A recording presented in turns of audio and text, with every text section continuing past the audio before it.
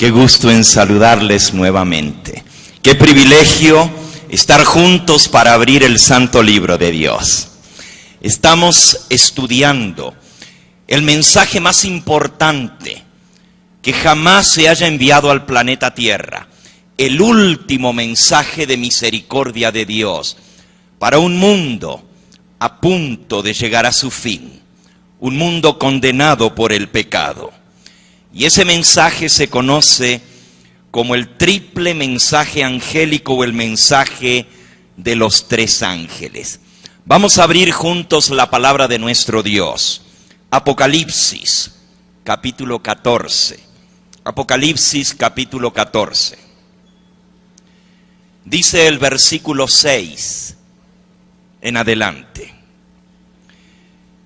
Vi volar por en medio del cielo a otro ángel que tenía el evangelio eterno para predicarlo a los moradores de la tierra, a toda nación, tribu, lengua y pueblo, diciendo a gran voz: temed a Dios y dadle gloria, porque la hora de su juicio ha llegado.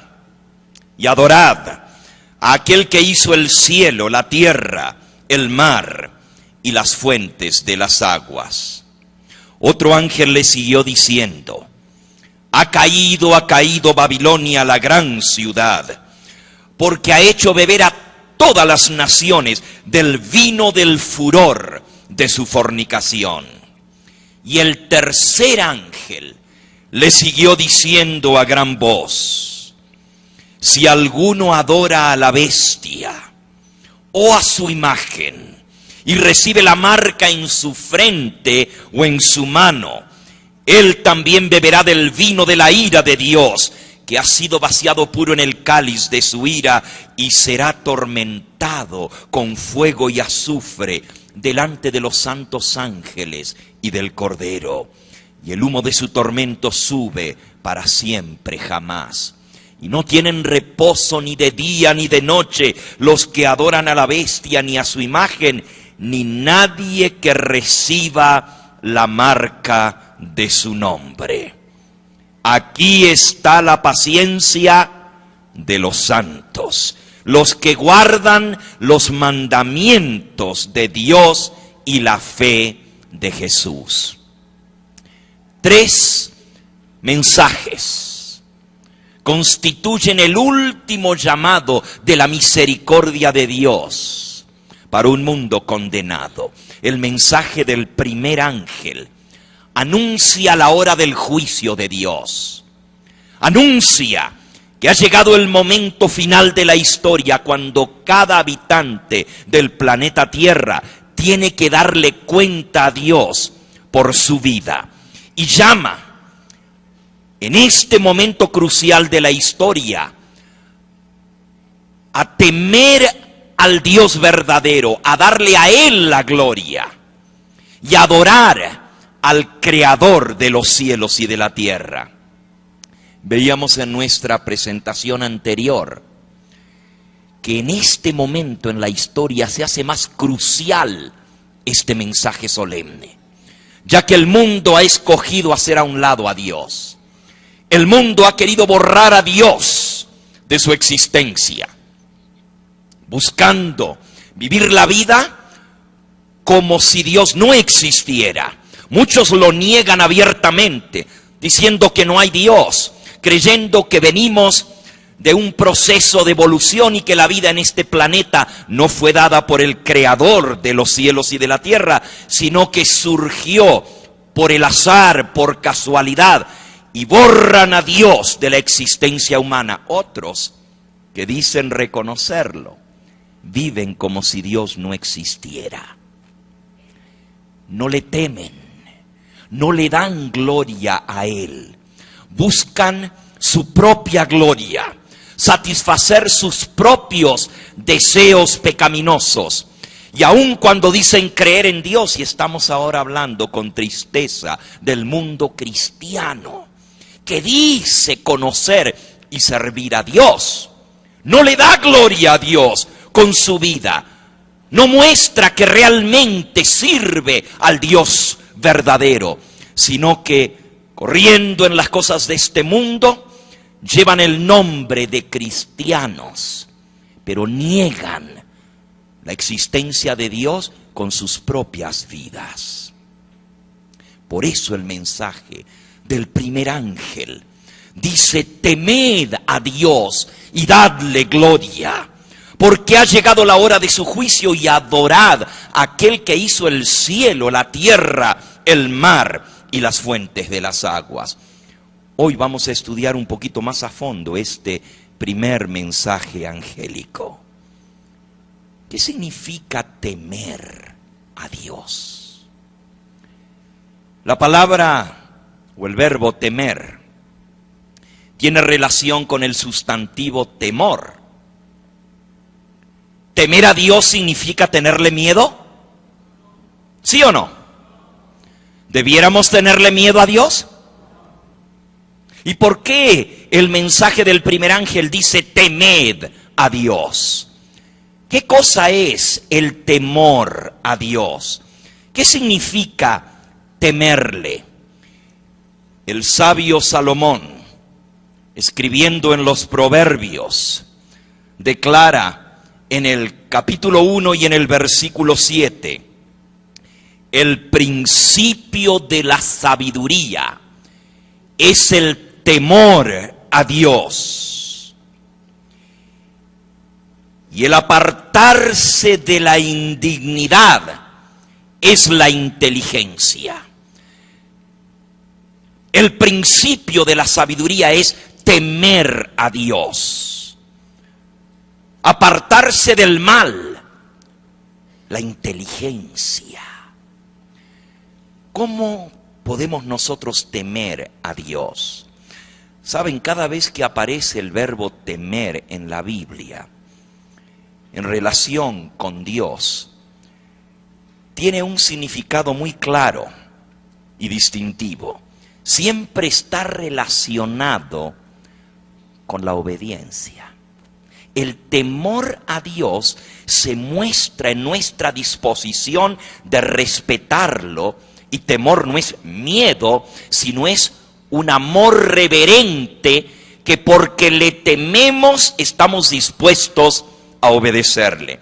Miren, por ejemplo, Deuteronomio capítulo 5. Deuteronomio capítulo 5 dice en el versículo 29: ¿quién diera? Este es el clamor del corazón de Dios, anhelando la felicidad de sus criaturas. ¿Quién diera que me que tuviesen tal corazón, que me temiesen y guardasen todos los días todos mis mandamientos, para que a ellos y a sus hijos les fuese bien para siempre? ¿Te gustaría que a ti y a tus hijos les vaya bien? ¿Que les vaya bien siempre? Pues si tú quieres que te vaya bien a ti y a tus hijos, es Dios el que está hablando aquí. Dice: ¿quién diera que tuvieran tal corazón, que me temiesen y guardasen mis mandamientos? ¿Cuántos mandamientos dice allí? ¿Cuántos? Que guardasen todos mis mandamientos algunos días. ¿Así dice? ¿Qué dice? Que guardasen algunos mandamientos todos los días. ¿Cómo dice? Que guardasen todos los días todos mis mandamientos, para que les fuese bien. El temor a Dios se manifiesta en la obediencia.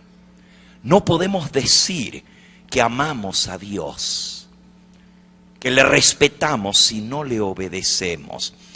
El apóstol San Juan es muy claro al hablarnos de este tema en su primera epístola, Primera de Juan, en el capítulo 5, dice en el versículo 2: en esto conocemos. Primera de Juan, capítulo 5 y versículo 2: En esto conocemos que amamos a los hijos de Dios cuando amamos a Dios y guardamos sus mandamientos. Porque este es el amor a Dios, que guardemos sus mandamientos, y sus mandamientos no son ¿qué? Gravosos. El amor a Dios se manifiesta en guardar sus mandamientos. Donde hay amor, verdadero amor, no hay miedo. Noten en el capítulo 4 del mismo libro, Primera de Juan. Dice en el versículo 16: y nosotros hemos conocido y creído el amor que Dios tiene para con nosotros. Dios es amor, y el que permanece en amor permanece en Dios y Dios en él. En esto se ha perfeccionado el amor en nosotros, para que tengamos confianza en el día del juicio. Pues como Él es, así somos nosotros en este mundo. En el amor no hay ¿qué? No hay temor, sino que el perfecto amor echa fuera el temor. Noten lo que dice el apóstol. Para que nosotros podamos tener confianza en el día del juicio. ¿Qué no dice el mensaje del primer ángel? Temed a Dios y dadle gloria, porque la hora de su juicio ¿qué? Ha llegado. Y si estamos viviendo en la hora del juicio de Dios, dice aquí que para que podamos tener confianza en el día del juicio, para que no tengamos miedo, temor, debemos manifestar el amor de Dios. Y el amor de Dios se manifiesta ¿cómo? Este es el amor a Dios, que guardemos sus mandamientos. Y sus mandamientos no son ¿qué? Gravosos, penosos. Algunos dicen: ay, qué difícil que es obedecer a Dios. Leyes muy estrictas. ¿Sabes tú que los mandamientos de Dios son para nuestra felicidad? ¿Sabes tú que Dios dio esas leyes para nuestro bien? Para resguardarnos, para protegernos de sufrir en este mundo. Ojalá, dice el Señor, ¿quién diera que tuvieran tal corazón, que me temiesen y guardasen todos mis mandamientos todos los días, para que les vaya bien? Dios quiere nuestra felicidad. Dios quiere nuestro gozo, nuestro bien. Y por eso el mensaje del primer ángel nos llama a temer a Dios. Allí mismo en Primera de Juan. Y en esto sabemos que nosotros le conocemos, si guardamos sus mandamientos. El que dice: yo le conozco, y no guarda sus mandamientos, el tal es ¿qué? Mentiroso, y la verdad no está en él. Pero el que guarda su palabra, en este verdaderamente el amor de Dios se ha perfeccionado, y por esto sabemos que estamos en Él. Amigo, amiga que me escuchas, la prueba de que realmente conocemos a Dios, la prueba de que le amamos, es si guardamos sus mandamientos. El que dice: yo le conozco, y no guarda sus mandamientos, es un ¿qué? Mentiroso. ¿Qué cosa? Ay, qué feo que suena que le digan a uno mentiroso, ¿verdad? Y que toda una congregación le diga a uno mentiroso, ¿verdad que suena feo? Imagínense que alguien se pare delante de ustedes y le diga: tú eres un mentiroso, tú eres una mentirosa. Suena feo. Pero el Señor dice en su palabra que si nosotros decimos que conocemos y amamos a Dios y no guardamos sus mandamientos, ¿somos qué? Mentirosos. El temor a Dios se muestra en la obediencia.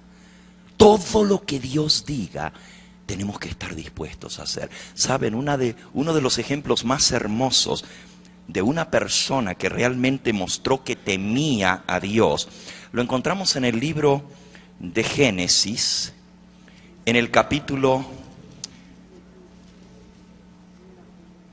22. Génesis, capítulo 22. Aquí nos cuenta la historia de Abraham.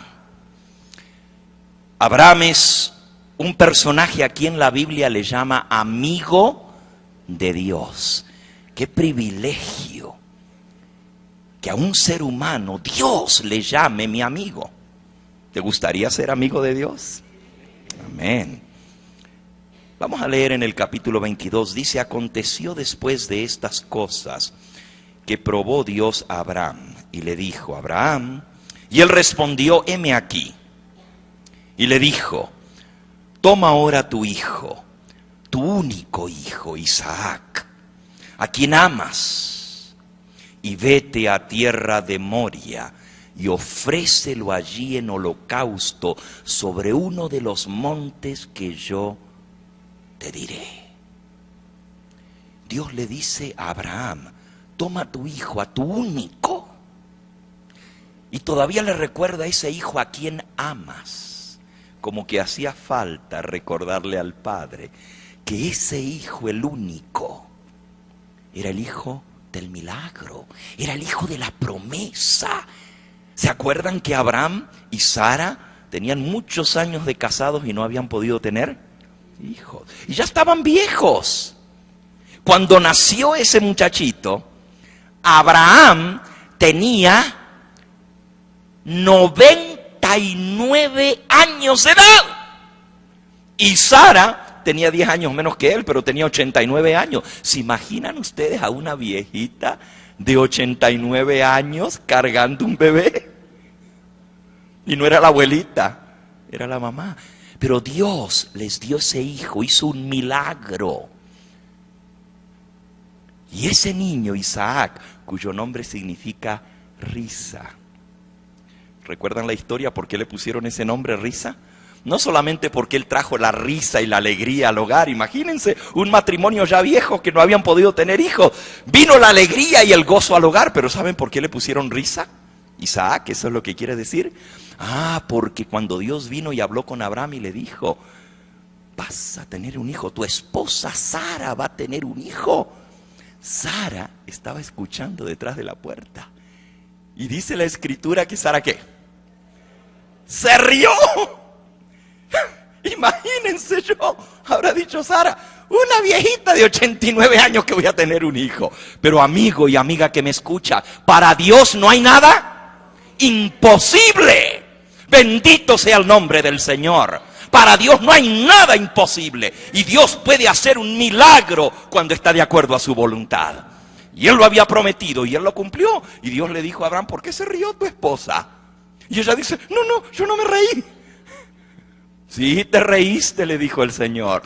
Pues mira, en 9 meses voy a volver y vamos a ver si no se cumple mi palabra.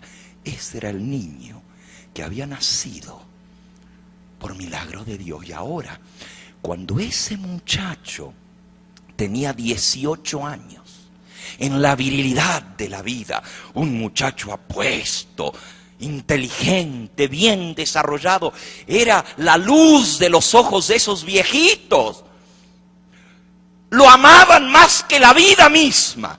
Y una mañana Dios le dice a Abraham: levántate, toma a tu hijo, a tu único, el que amas, y vete a la tierra que yo te voy a mostrar, y allá en ese monte me lo vas a sacrificar en holocausto para mí. Dios pidiéndole que sacrificara a su propio hijo. Dice el versículo 3: y Abraham se levantó muy de mañana, enalbardó su asno, tomó consigo 2 siervos suyos y a Isaac su hijo, cortó la leña para el holocausto y se levantó y fue al lugar que Dios le dijo. Muy de mañana se levantó. Ni siquiera le dijo a Sara. Porque si le decía a su esposa a lo que iba, el amor de madre iba a impedir que él cumpliera con el mandato de Dios. La madre hubiera dicho, no, jamás, matar a mi hijo, ¿estás loco? Ahora yo pregunto, ¿cómo sabía Abraham que el que le habló en sueños era Dios? ¿Cuántos años tenía Abraham? No, cuando nació tenía 99, pero el muchacho ahora tenía 18 años. ¿Cuántos años tenía Abraham? 117 años, ¿se imaginan? Un viejito de esa edad. Los viejitos a veces comienzan a escuchar cosas, ¿verdad? Hoy dicen que tienen Alzheimer o que tienen senilidad, ¿verdad? Senilidad, demencia senil le llaman. ¿Cómo sabía Abraham que la voz que él escuchó era la voz de Dios? Si ustedes una noche tienen un sueño y en el sueño escuchan una voz que le dice, levántate, toma un cuchillo y mata a tu hijo, ¿dirías que es la voz de Dios? ¿Cómo sabía Abraham? No era la primera vez que él escuchaba esa voz. Abraham era amigo de Dios, conversaban juntos, tenían una relación íntima y Abraham conocía a fondo esa voz. Por eso no dudó, se levantó y obedeció el mandato de Dios. Y sigamos leyendo la historia. Al tercer día, 3 días de camino, alzó Abraham sus ojos y vio el lugar desde lejos. Versículo 5, entonces dijo Abraham a sus siervos, esperad aquí con el asno, y yo y el muchacho iremos hasta allí, adoraremos y volveremos a vosotros. ¿Notaron lo que dice? Volveremos a vosotros, en plural, ¿verdad? ¿Que no sabía Abraham a lo que iba? ¿Sí o no? ¿No le había pedido Dios que sacrificara a su hijo? ¿Por qué entonces dijo, ustedes quédense aquí, el muchacho y yo vamos a subir al monte, vamos a adorar y vamos a volver, plural? Mentirita blanca, ¿verdad? ¿Mentirita blanca? ¿Estaba mintiendo Abraham, que no sabía que lo iba a matar a su hijo? ¿Por qué? Porque Abraham conocía las promesas de Dios. Y ese muchacho del milagro, Dios le había dicho muchos años atrás, tendrás un hijo, te daré descendencia. Un día Dios lo sacó a Abraham mientras iban hablando juntos y les dijo, sal fuera. Mira, Abraham, las estrellas del cielo, cuéntalas si las puedes contar. Y Abraham dijo, imposible. Y el Señor le dijo, así será tu descendencia, como las estrellas del cielo, como la arena del mar. Promesa de Dios. Y cuando Dios promete algo, ¿Dios qué? Lo cumple. Abraham conocía el carácter de Dios. Por eso él sabía, incluso Dios le había dicho, en este hijo te daré descendencia, en Isaac. Porque ustedes recuerdan la historia, que él había tenido otro hijo fuera del matrimonio, ¿verdad? Ismael. Pero Dios le dijo, no es este el que te va a dar la descendencia como las estrellas del cielo, sino Isaac. En Isaac te será contada descendencia. Y él dijo, si Dios lo prometió y el muchacho tiene 18 años y no me ha dado ningún hijo para darme descendencia, Dios va a hacer algo. De alguna manera me da a devolver a este muchacho. No me pierdan ahí Génesis capítulo 22, pero vayan por un momentito al libro de Hebreos, al capítulo 11, para que vean lo que venía en la mente de ese padre cuando iba subiendo al monte. Dice Hebreos capítulo 11, por la fe, versículo 17, por la fe, Abraham, cuando fue probado, ofreció a Isaac. Y el que había recibido las promesas, ofrecía a su hijo unigénito, habiéndosele dicho, en Isaac te será llamada descendencia. Pensando, miren lo que iba pensando el padre cuando iba subiendo el monte.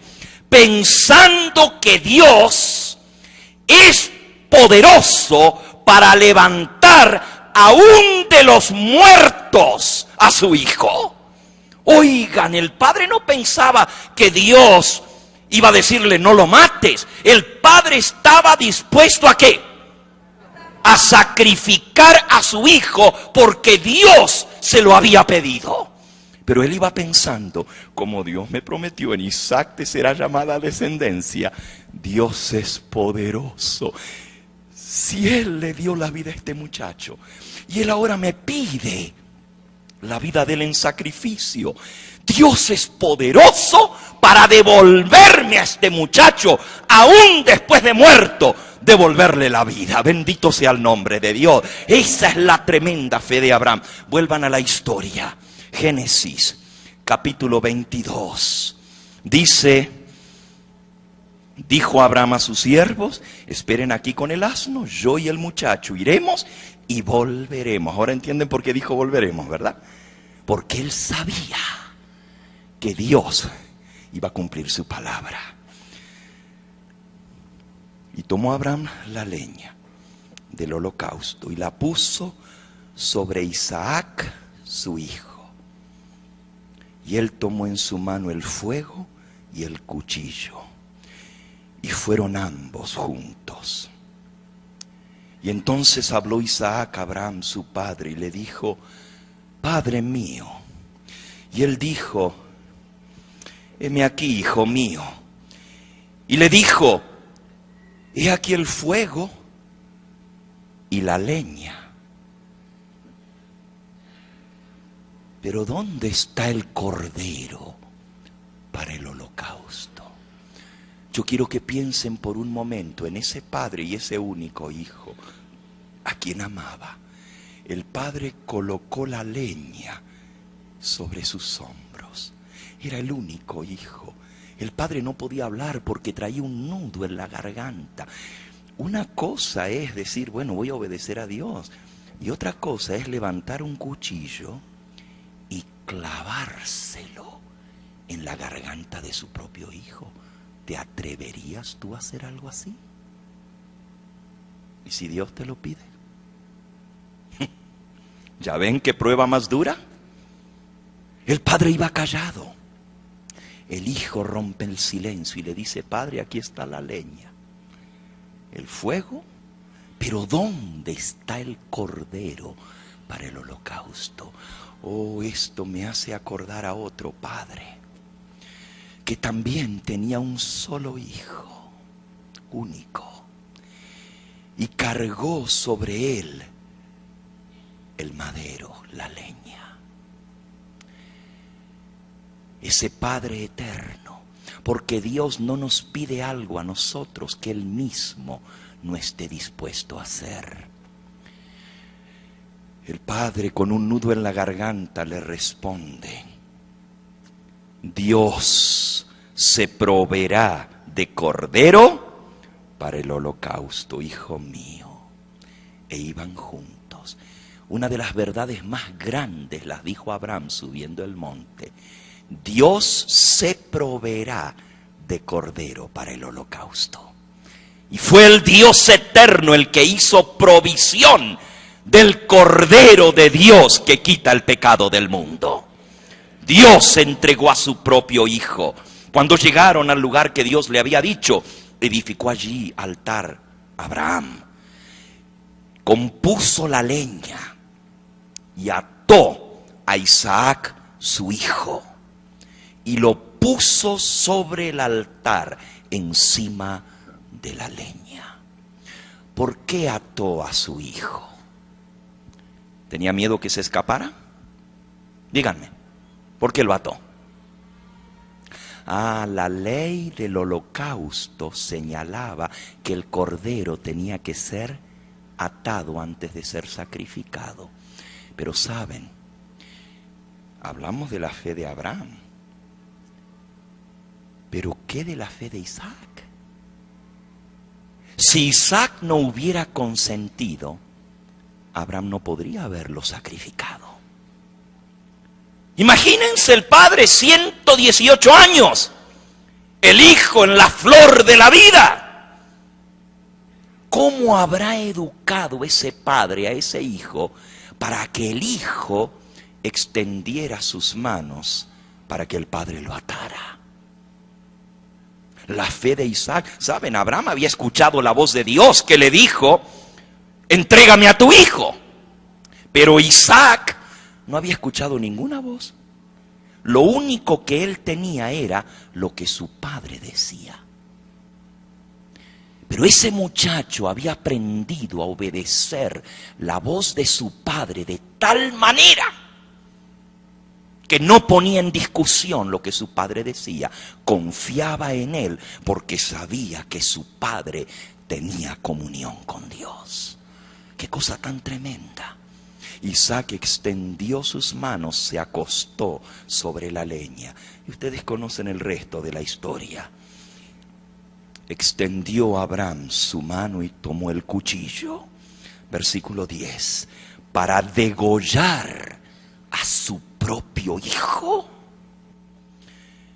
Y en el momento en que él extiende la mano y la levanta sobre el muchacho, el ángel de Jehová gritó desde el cielo: Abraham, Abraham. Y él respondió: heme aquí.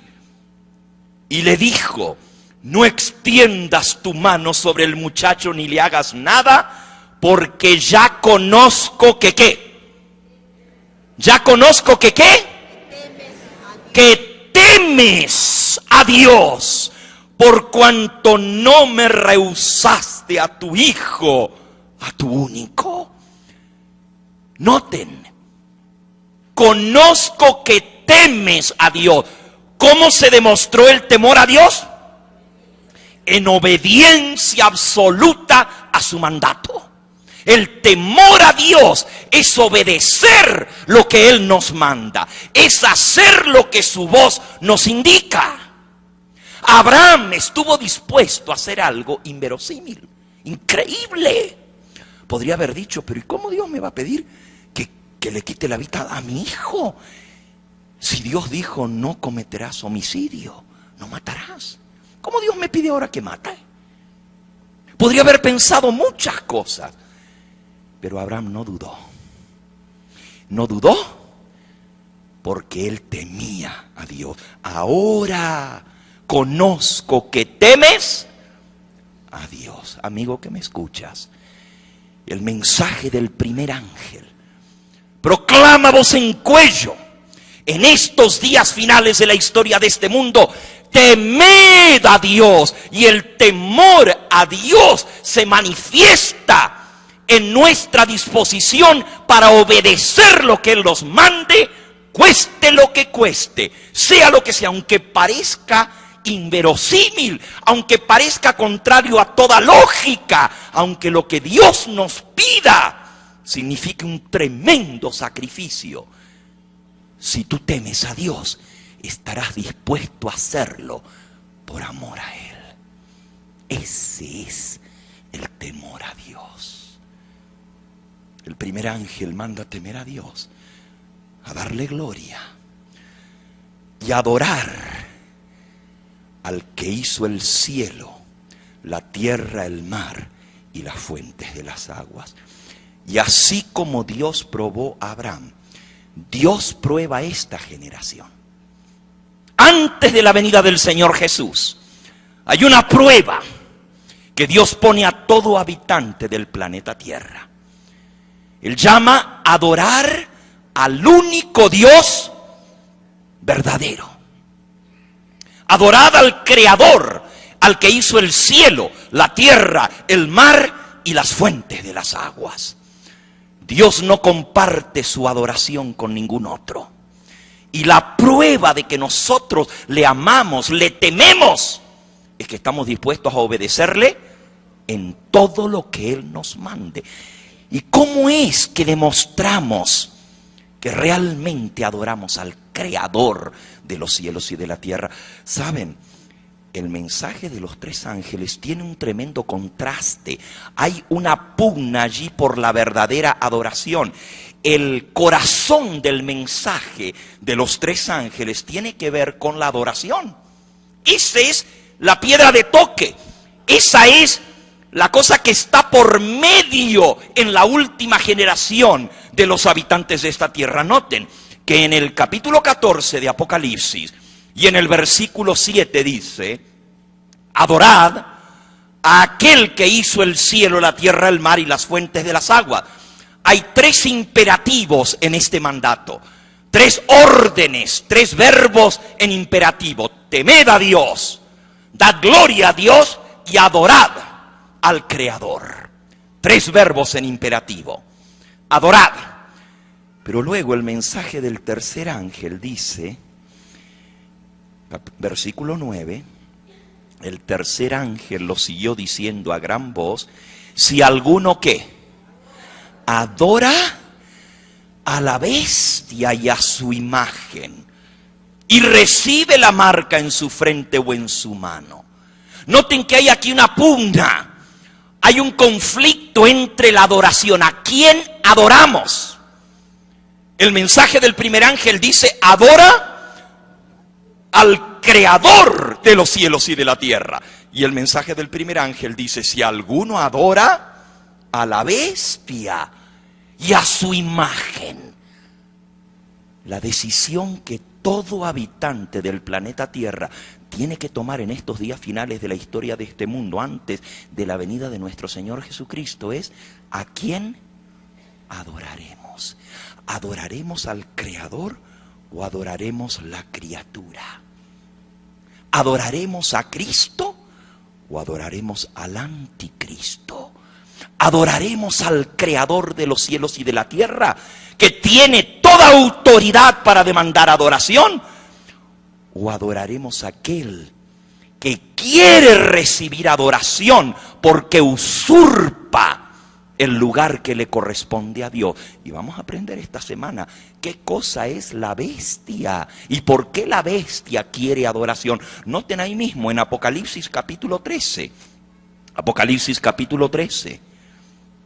Dice el versículo 4: y adoraron al dragón. El dragón es el diablo, que había dado autoridad a la bestia. La bestia es un poder humano que va a recibir autoridad de parte del diablo, del dragón.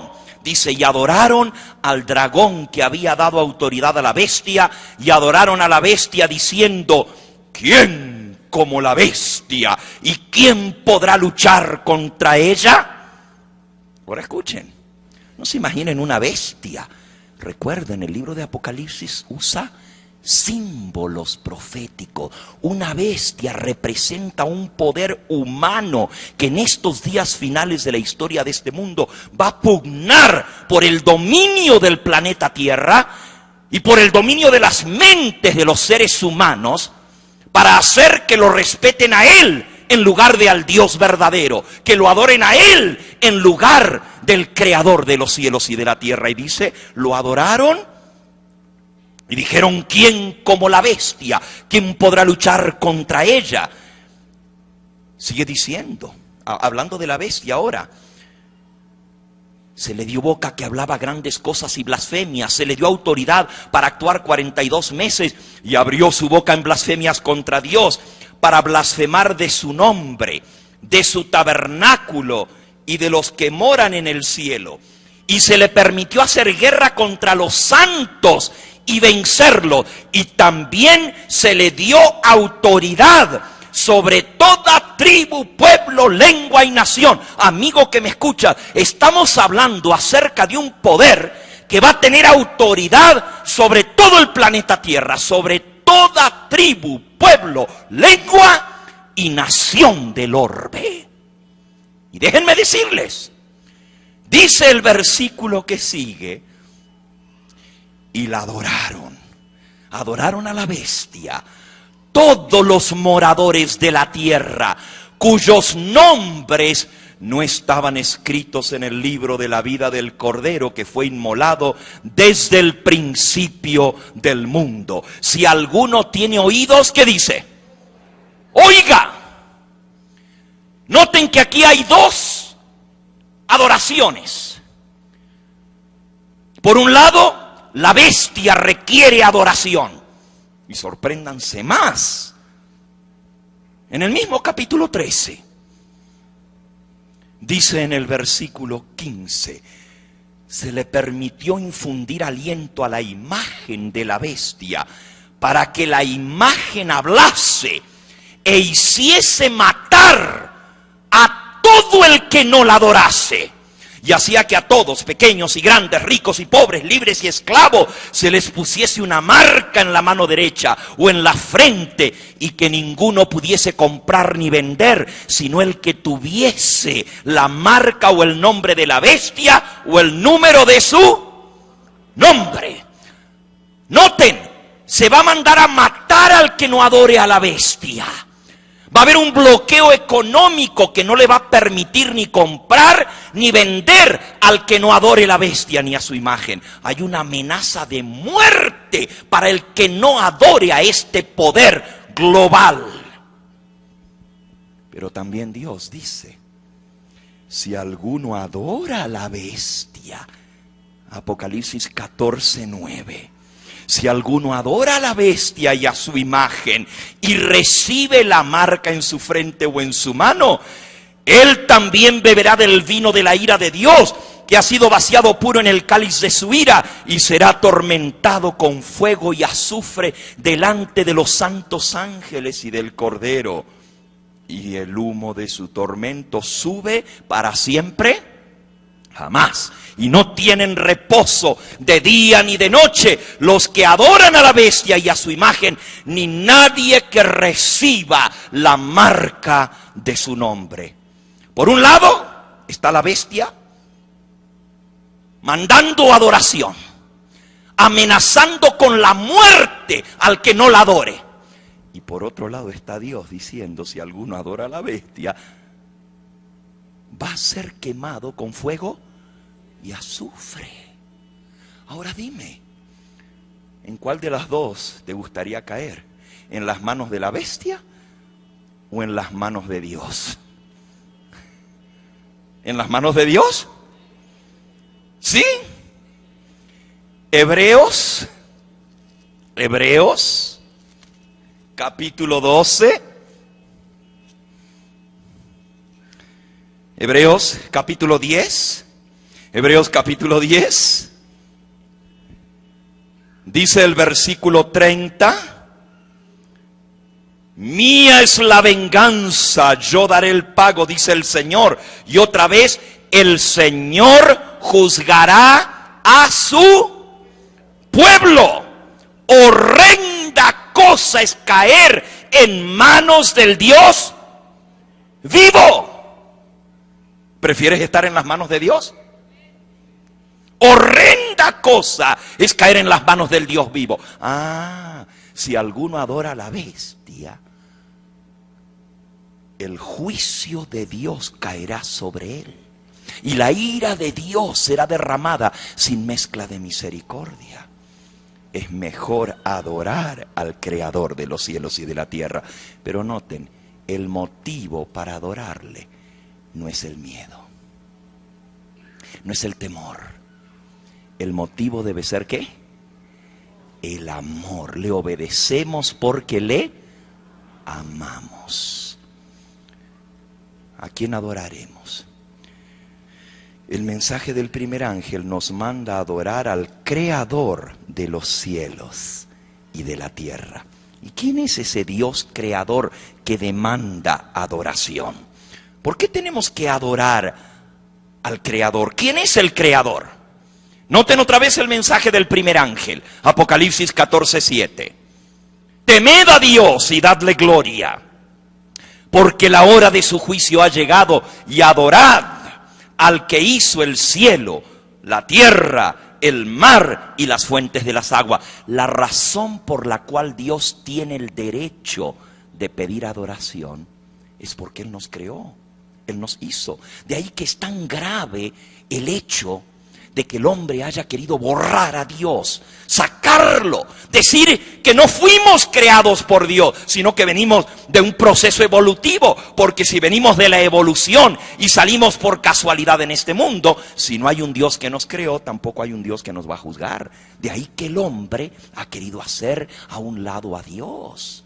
Pero Dios demanda adoración, porque Él es el creador. Dice allí en el capítulo 4 del libro de Apocalipsis. Apocalipsis capítulo 4 y versículo 11. Señor, digno eres de recibir la gloria, la honra y el poder, porque tú creaste todas las cosas y por tu voluntad existen y fueron ¿qué?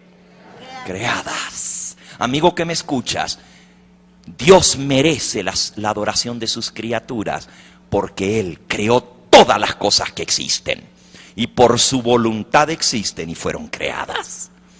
Esa es la primera razón para adorarle. ¿Saben ustedes cuál es la segunda razón? Ahí mismo, en el capítulo 5 de Apocalipsis, dice en el versículo 9, cantaban este cántico diciendo: digno eres de tomar el libro y abrir sus sellos, porque tú fuiste inmolado y con tu sangre nos has redimido para Dios de todo linaje y lengua y pueblo y nación, y nos has hecho para nuestro Dios reyes y sacerdotes, y reinaremos sobre la tierra. Y miré y oí la voz de muchos ángeles alrededor del trono, y de los seres vivientes y de los ancianos. Su número era millones de millones, que decían a gran voz: el Cordero que fue inmolado es digno de tomar el poder, las riquezas, la sabiduría, la fortaleza, la honra, la gloria y la alabanza. Y a todo lo creado que está en el cielo y sobre la tierra y debajo de la tierra y en el mar, y a todas las cosas que en ellos hay, les oí decir: al que está sentado en el trono y al Cordero sea la alabanza, la honra, la gloria y el poder por los siglos de los siglos. Amén. Dios es digno de ser adorado, de recibir la gloria, la honra y el poder, porque no solamente nos creó, sino que también nos ¿qué? ¿Nos qué? Nos redimió con esa preciosa sangre que fue inmolada. Tiene doble derecho sobre tu vida, porque te creó, pero también te compró con su sangre. Por eso Él es digno de toda alabanza, honra y gloria. Y el mensaje del primer ángel nos llama a adorar al Dios creador. ¿Quién es ese Dios creador? ¿Quién es? ¿Quién es el que creó los cielos y la tierra? ¿Quién? ¿Saben ustedes que esto que acabamos de leer es una cita directa de la santa ley de Dios? Esto que dice: y a todo lo creado que está en el cielo, en la tierra y debajo de la tierra y en el mar, y todas las cosas que en ellos hay. O Apocalipsis 14:7, donde dice: adorad al que hizo el cielo, la tierra y el mar.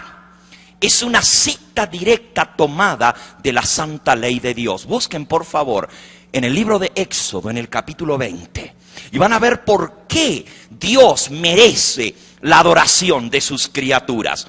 Éxodo capítulo 20. Dice el versículo 8.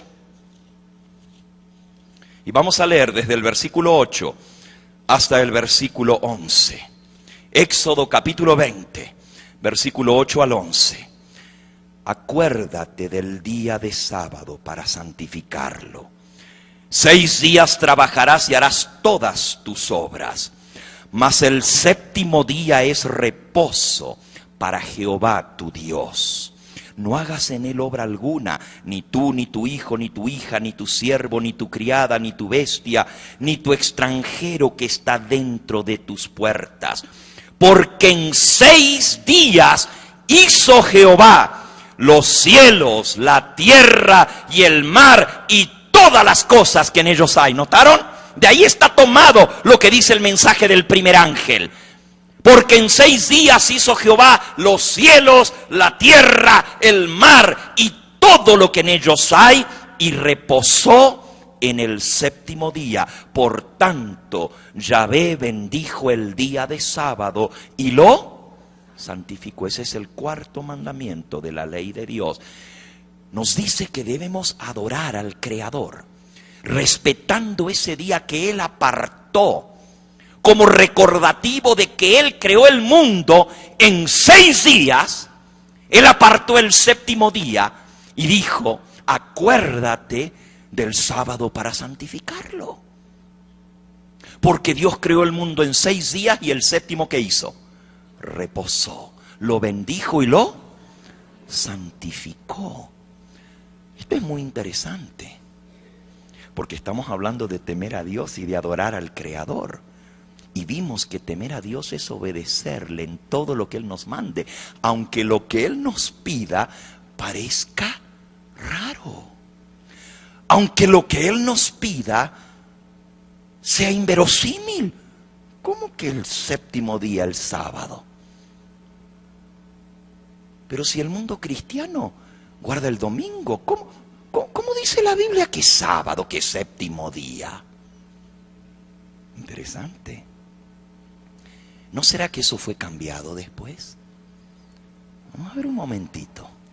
Primero les pregunto a ustedes, ¿quién es ese Dios creador que tiene tanto poder para crear al mundo en 6 días? Porque saben, los sabios de hoy en día, los científicos, quieren hacernos creer que el mundo fue creado a través de millones y millones de años, se fue formando por un proceso evolutivo, y que de allí vino el hombre, que de allí vinieron los animales y todo lo demás a través del azar. Eso enseñan hoy en día en las universidades los sabios del mundo. Pero la palabra de Dios dice que el Creador creó ¿en cuántos días? ¿En 6 millones de años? ¿En 600 millones de años? ¿En cuánto? En 6 días los cielos y la tierra. ¿Quién puede tener tanto poder para hacer algo así? Busquen por favor en el libro de Salmos, el Salmo 33, para que ustedes vean cómo fue que Dios creó este mundo y el universo. El Salmo 33 dice en el versículo 6: por la palabra de Jehová fueron hechos los cielos y todo el ejército de ellos por el aliento de su boca.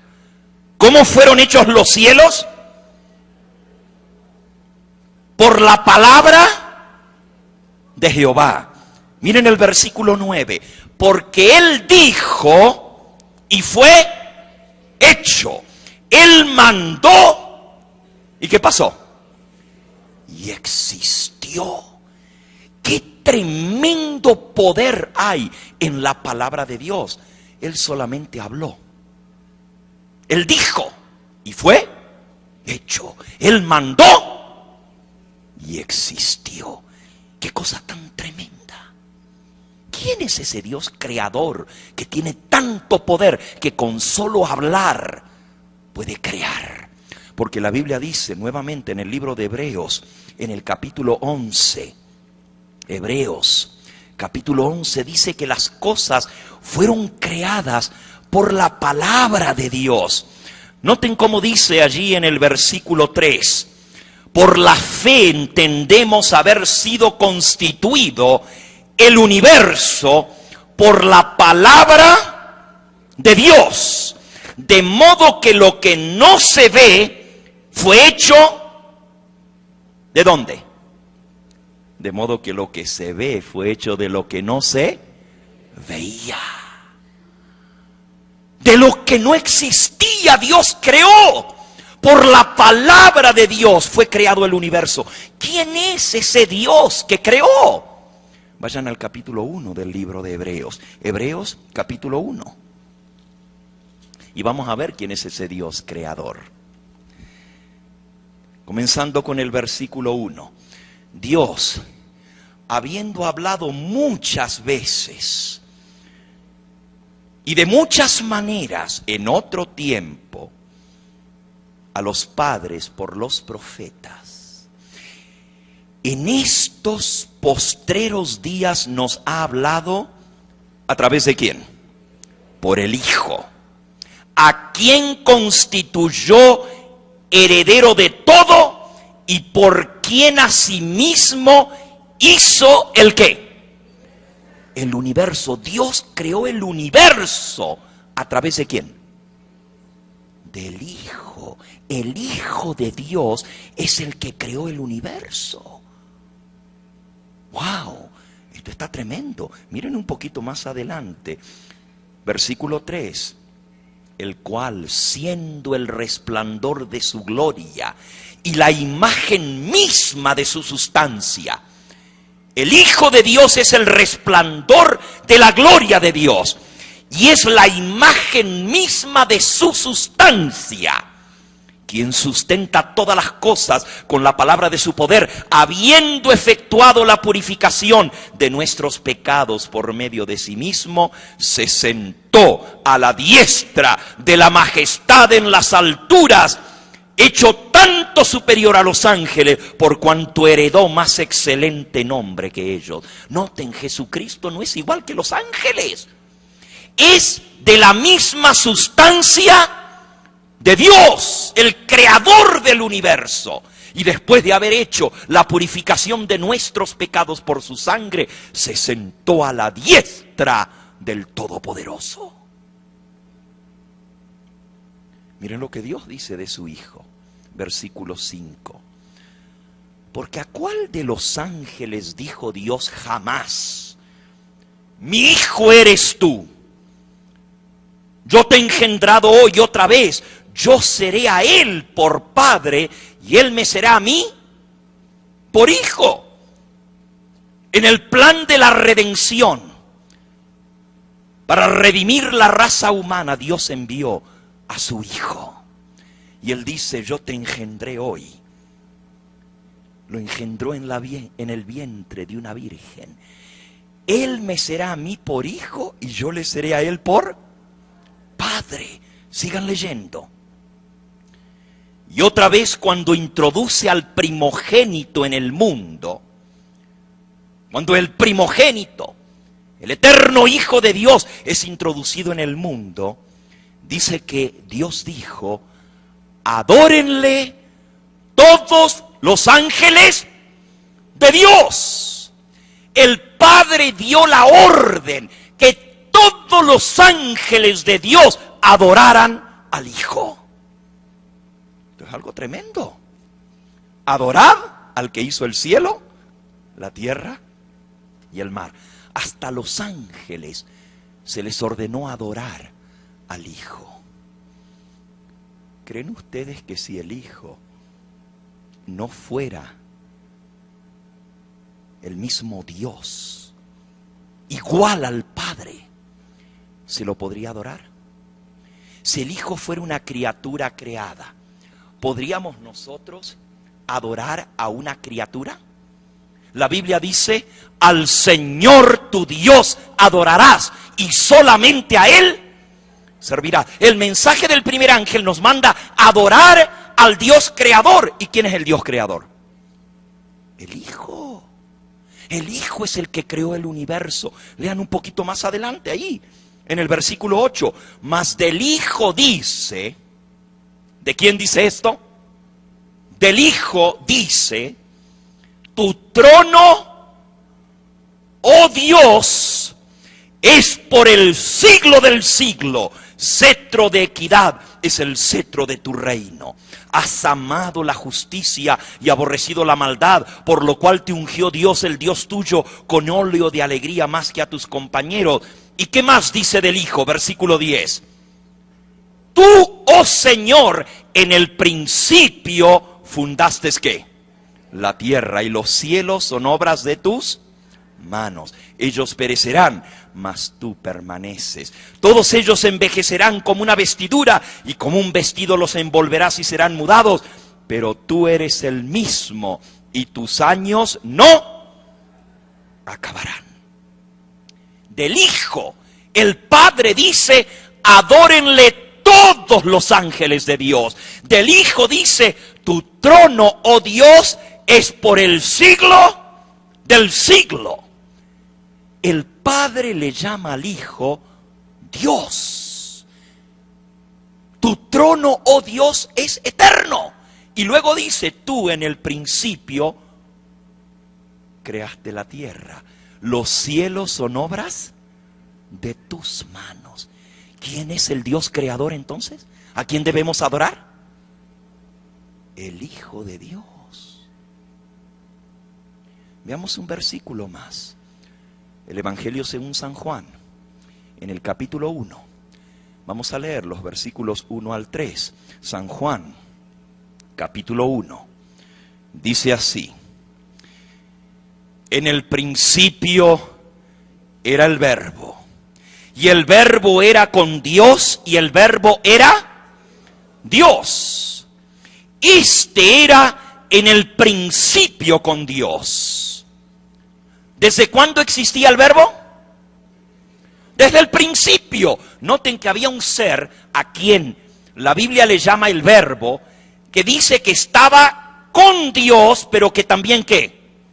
Era Dios. Había alguien que estaba con Dios Padre, pero que también era Dios y se llamaba el Verbo. El Verbo quiere decir la acción, el que realiza las cosas, ¿no es cierto? Miren lo que dice el versículo 3.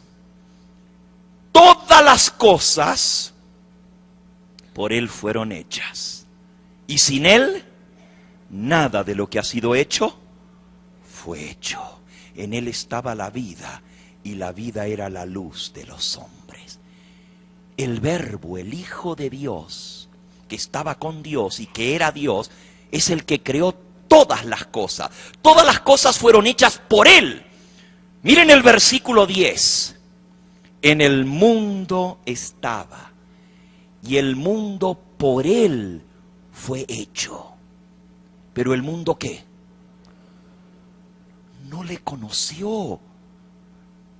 A los suyos vino y los suyos no le recibieron. El mismo que creó el mundo.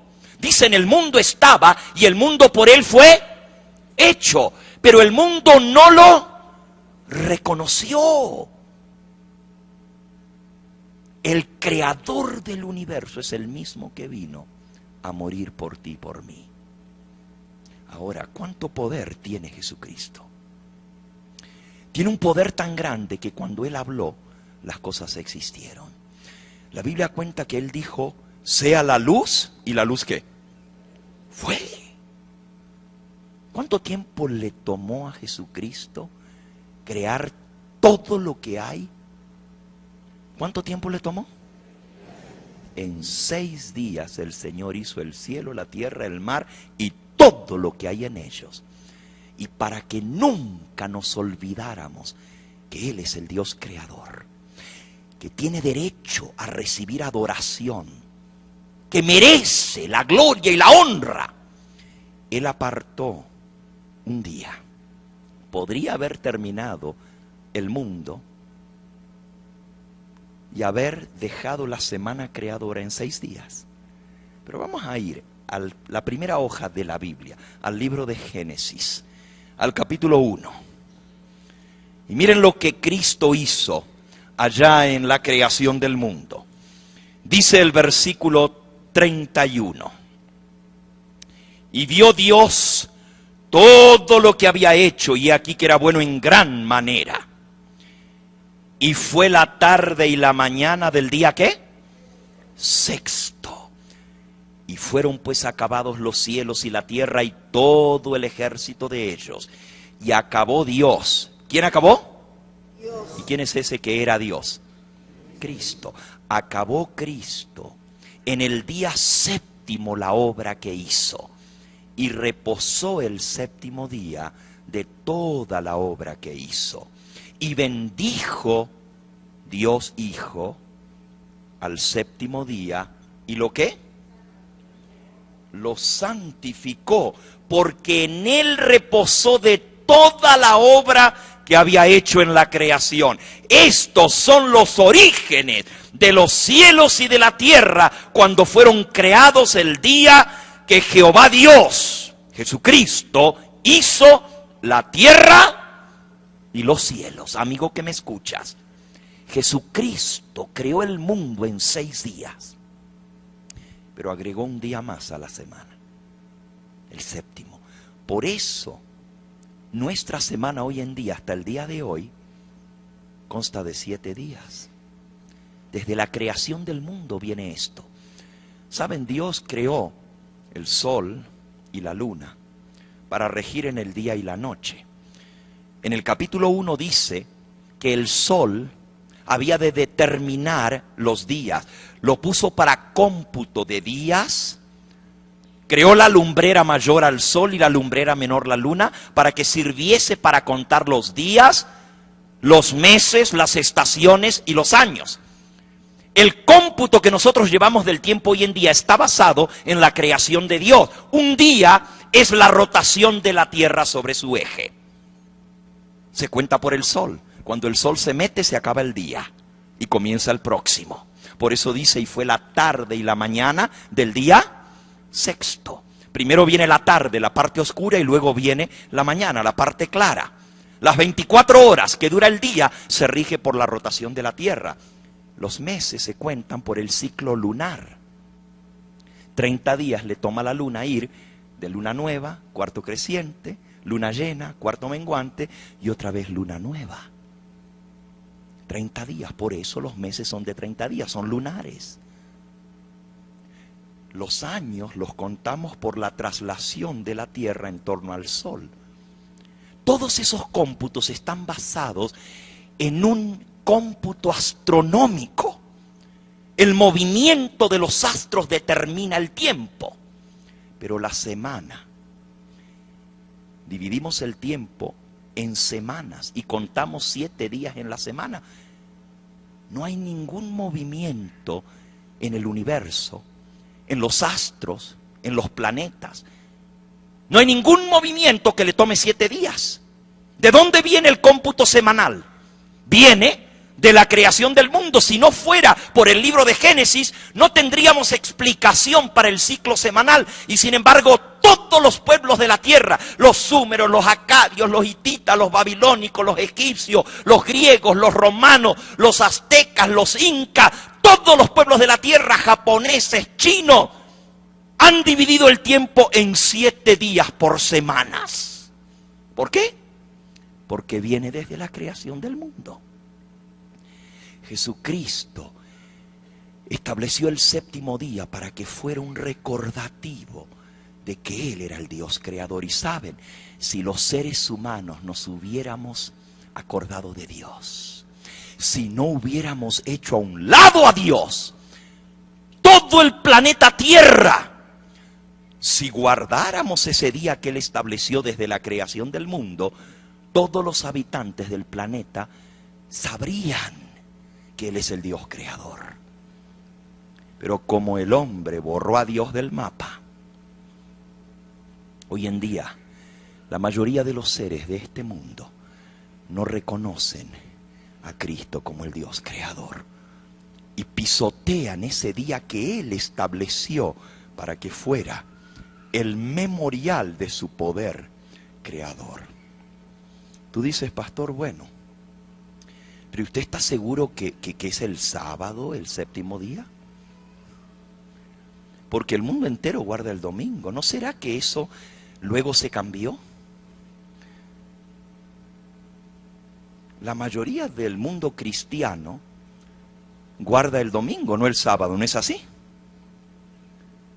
Si Cristo estableció el sábado desde la creación del mundo, si el pueblo de Dios guardó el sábado a lo largo de la historia, y lo podemos ver en el registro bíblico, ¿de dónde entonces vino el domingo?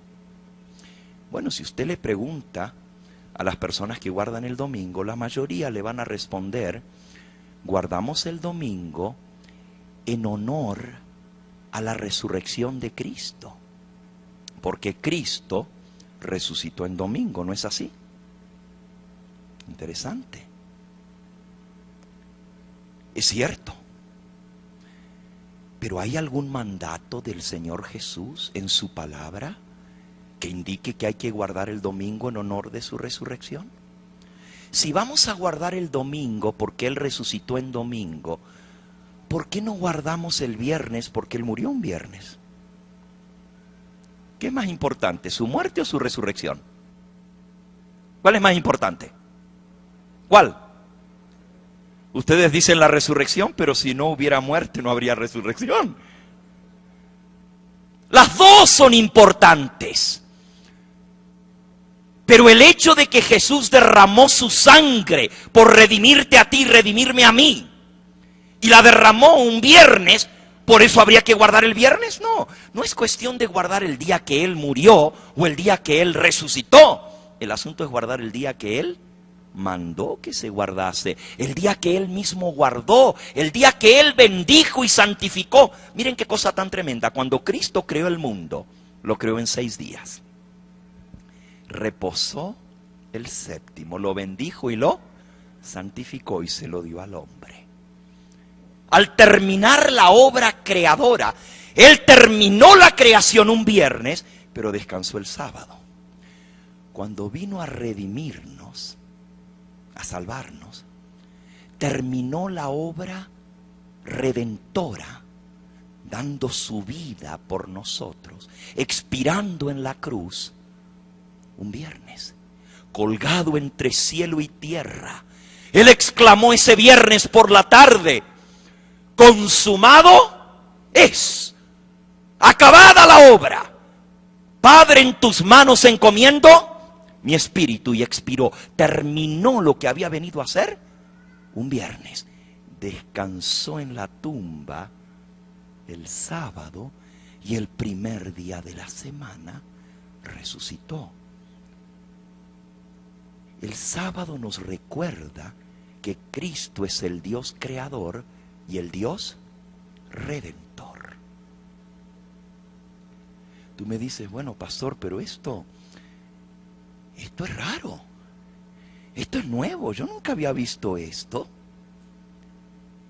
¿Y de dónde entonces vino el domingo? ¿Y por qué todas las iglesias guardan el domingo? ¿Quién lo cambió? ¿Tiene alguien autoridad para cambiar lo que Dios dice? ¿Pero no será que el mismo Cristo lo cambió? ¿Sí o no?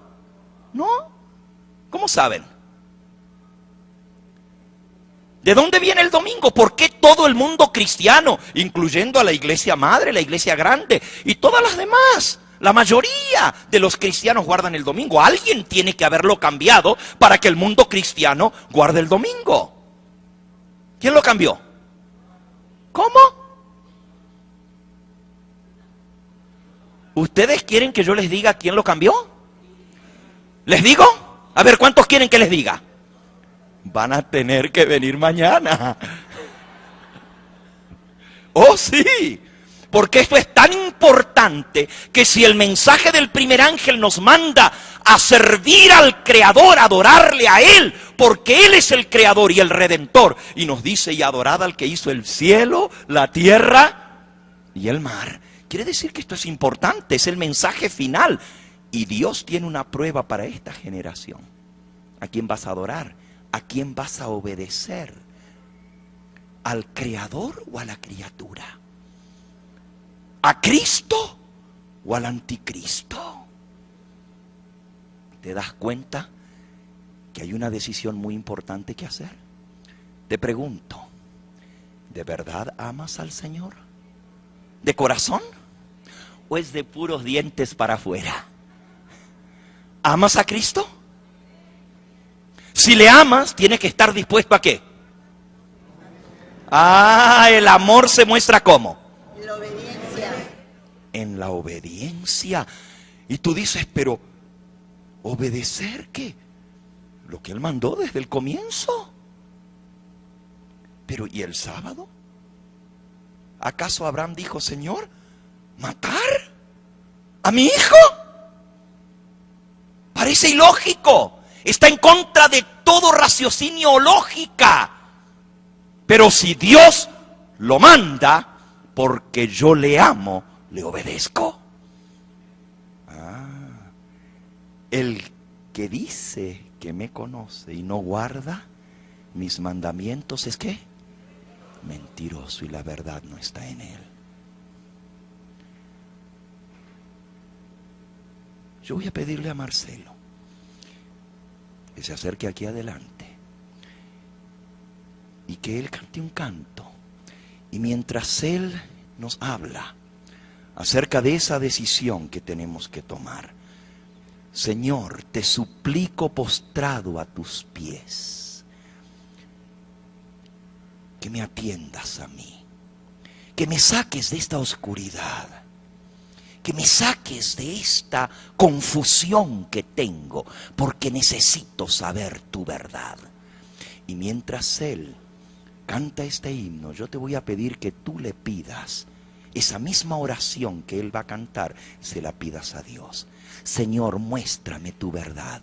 Yo quiero saber tu verdad. No quiero estar confundido, porque si es tu voz la que me está hablando, como Abraham, yo quiero decir, heme aquí, Señor, quiero obedecerte.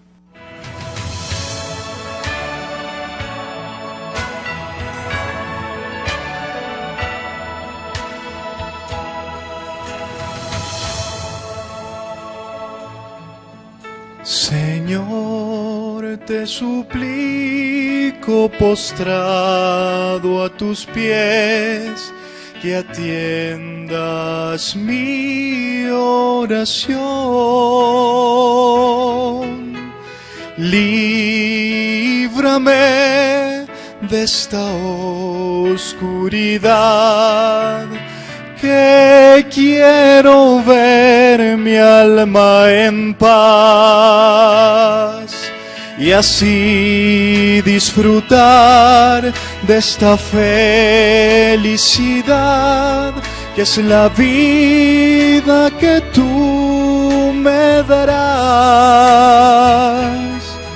Oh Señor, mi deseo es y siempre será, donde vaya contigo estar.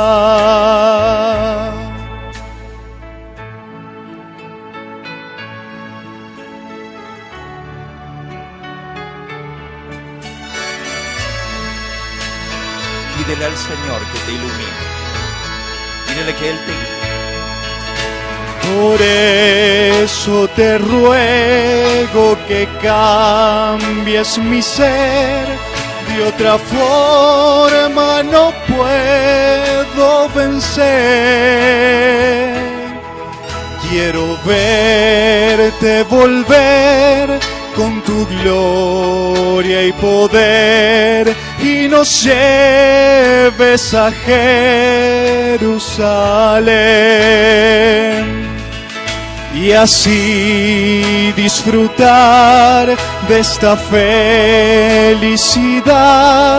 que es la vida que tú me darás. Oh Señor, mi deseo es y siempre será, donde vaya contigo estar, donde vaya contigo estar.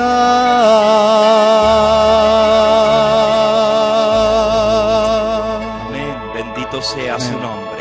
Si esa es tu oración, si tú quieres decirle al Señor en esta hora, Señor, enséñame tu voluntad, quiero conocerte, quiero saber tu verdad. He comenzado a ver en esta noche algo que yo no conocía. He visto en tu palabra algo grande. Quiero entender tu verdad porque quiero obedecerte. ¿Te atreves a decirle eso al Señor en esta hora? Pedirle que Él te ilumine para seguir su voz, para obedecer su voluntad. ¿Cuántos en esta hora quieren decirle, Señor, yo quiero seguirte a ti? Yo te amo tanto que estoy dispuesto a obedecerte. Yo quiero hacer tu voluntad. No quiero seguir mandatos ni mandamientos de hombre. Quiero seguir a Cristo Jesús. Quiero adorarle a Él, el único que merece la alabanza y la adoración. ¿Quieres dar testimonio público de que amas al Señor Jesús? ¿Quieres darlo? ¿Quieres decir, Señor, te amo que estoy dispuesto a obedecerte. ¿Te atreves? El Señor te está invitando. Si ese es tu deseo, ponte en pie en testimonio de amor y de obediencia a Cristo Jesús. Si el Espíritu Santo te está hablando, dile: Señor, yo quiero hacer tu voluntad. Quiero obedecerte en todo. Quiero seguir tus mandatos y guardar tus mandamientos. Amigo que me escuchas, el Espíritu Santo te ha hablado en esta noche. En esta misma hora, el Espíritu Santo está tocando tu corazón.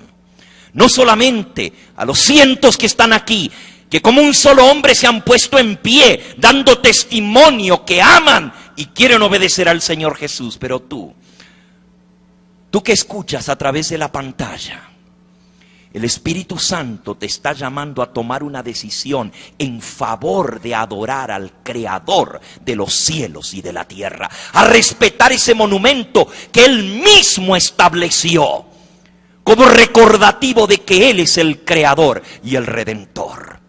Si esta es tu decisión, díselo: Señor, heme aquí, estoy dispuesto a obedecerte por amor a ti.